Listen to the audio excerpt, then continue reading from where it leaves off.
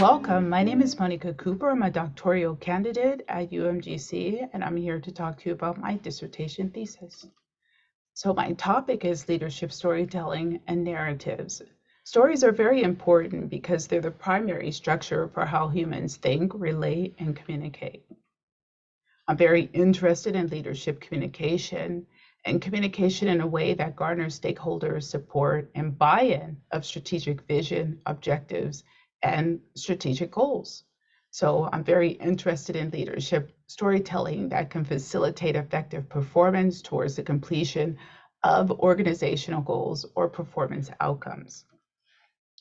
Here's a bit of a sketch on the financials associated with this. And DARPA has been interested in narratives and storytelling since 2011. So the overall objective of the research is to get a better understanding of leadership storytelling narratives and how they might impact organizational performance outcomes.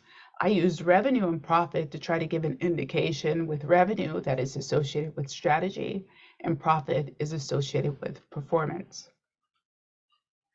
My research design is mixed method. I use grounded theory, narrative paradigm theory, and helical communication theory with theoretical sampling. I did do abductive coding during my systematic review. And for my case study, I am doing regression analysis where I looked at the speeches of a population size of 21 CEOs in the United States to see if I could find a pattern in how they were communicating and building narratives around their public interactions. Research question 1 and 2 are associated with the systematic review, and hypothesis 1 through 3 are associated with the case study. The proposition is associated with the theoretical sampling and in particular grounded theory. So here is the research design and the research method. So some very early observations and initial findings are that leadership storytelling and narratives do seem to have some impact on organizations, and in particular organizational performance outcomes. Narratives are very complex, so I'm still looking into what might be happening within this phenomena. And again, it's just a correlation, there's no causation, but with the case study, it also appears to be that organizational performance outcomes, profit and revenue, do seem to have some correlation with the frequency and types of leadership narratives being used. Some early implications, again, are that narratives are very complex. They seem to work in groups or when they're coupled. Some are more effective than others. You would think that discussions about triumph over adversity or challenges would be highly effective. They do not seem to correlate well in the sample size that I have. There does seem to be a very strategic use of language and themes around AI and technology and data.